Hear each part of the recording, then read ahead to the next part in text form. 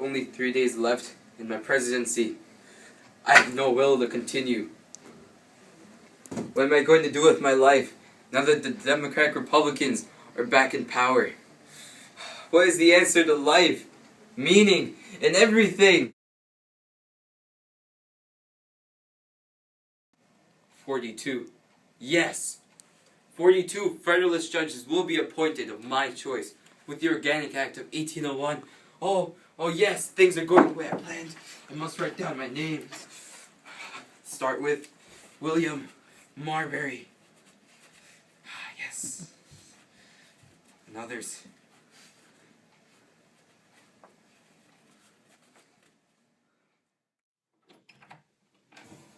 Yes, Congress has approved Adams' nominees. Now all I have to do is make it official.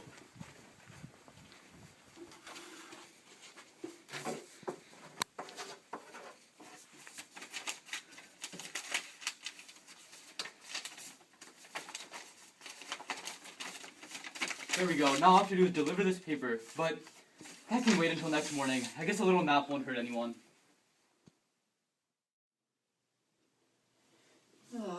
Okay, time to go deliver these nominations, I guess.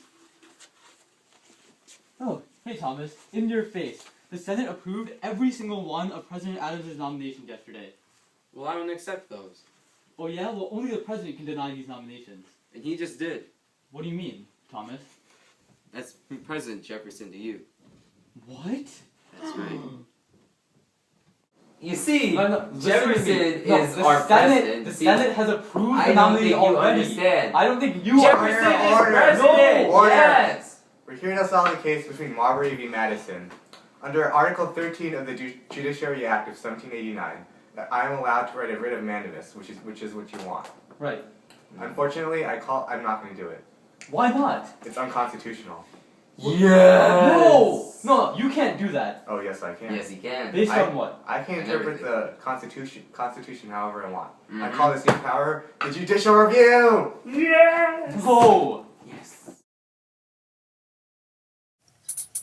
Dred Scott v. Sanford was an infamous ruling by Chief Justice Roger B. Taney, which severely influenced the slavery debate in the United States and increased tensions between the North and the South. Dred Scott was a slave who in 1833 moved with his owner, Dr. John Emerson, to the Wisconsin Territory, an area in which, under the Missouri Compromise, slavery was illegal. Here, as Dr. Emerson was mostly working and absent, Scott lived rather freely, starting a family with his wife and 2 daughters. Later on, Scott moved to Louisiana with Emerson, where slavery was legal.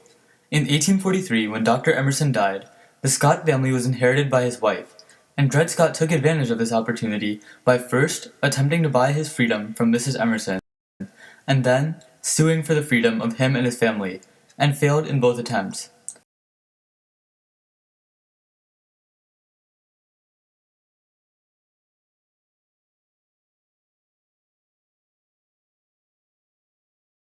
In 1850, a different Missouri jury struck down the original ruling, awarding the Scots their freedom.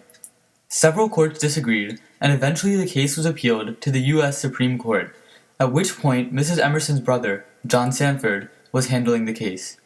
Here, Roger B. Taney ruled that as slaves were not citizens, they could not sue in court. He claimed that freedom is not enough to gain national citizenship.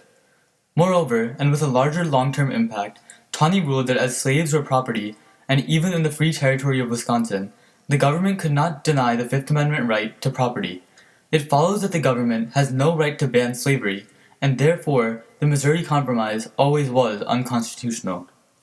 This was a huge step forward for the South, and had huge implications, as it meant that slavery could now be practiced throughout the country. The ruling contributed to Northern and Southern tension, and was a major contributor to the Civil War. Scott was later sold and then set free.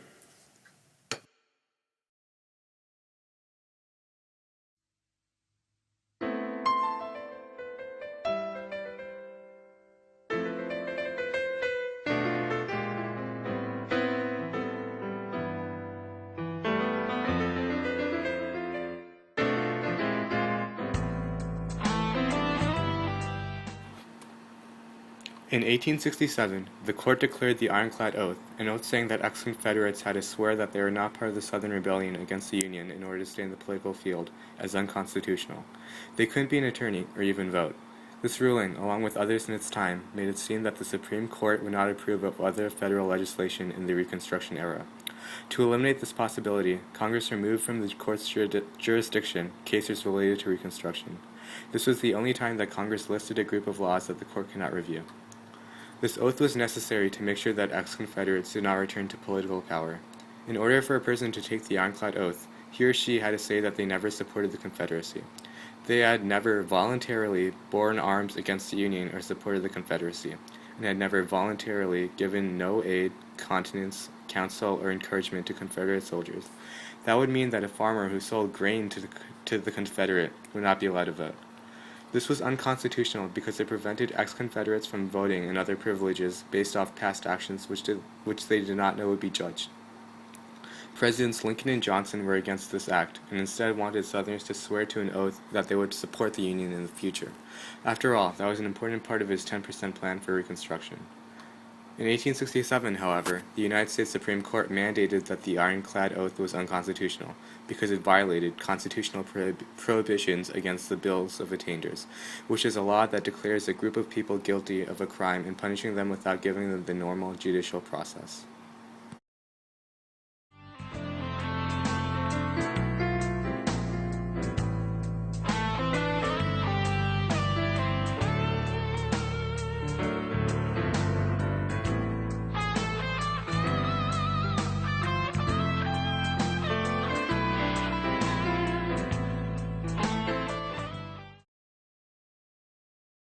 After the Civil War, the Revenue Act of 1861, which called for a 3% flat income tax, was introduced in order to raise money.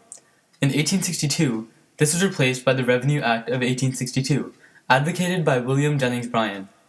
This act called for a progressive tax of 3 to 5%.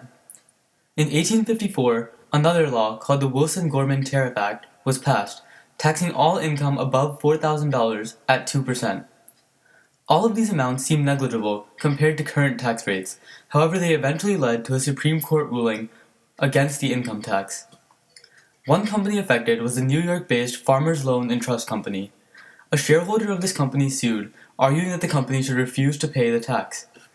The case went to the Supreme Court, where Chief Justice Melville Fuller declared the Tariff Act unconstitutional, on the grounds that taxes could only be imposed in proportion to a state's population.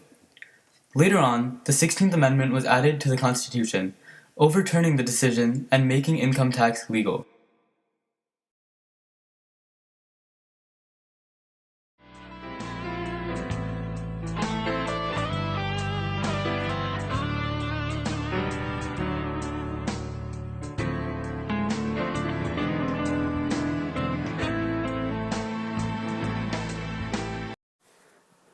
Following the Civil War, the U.S. made a conscious effort to better the lives of African Americans while simultaneously reforming ties with the South.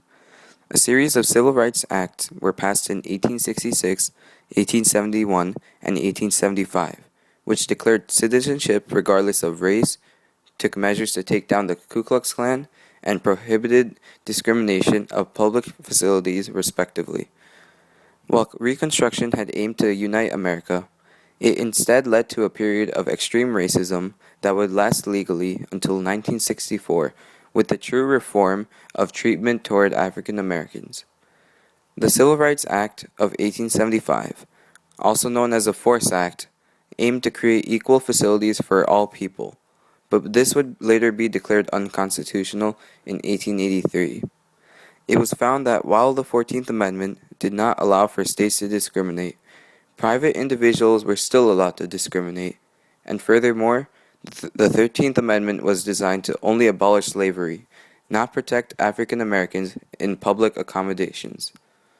Following this ruling, America would face a time of separate schools, water fountains, bus seats, and such for African Americans, and while they weren't treated as harshly in terms of physical labor as they were while in slavery, a span of 80 years of oppression and harassment would continue until the success of the civil rights movement of the 1960s led by Martin Luther King Jr.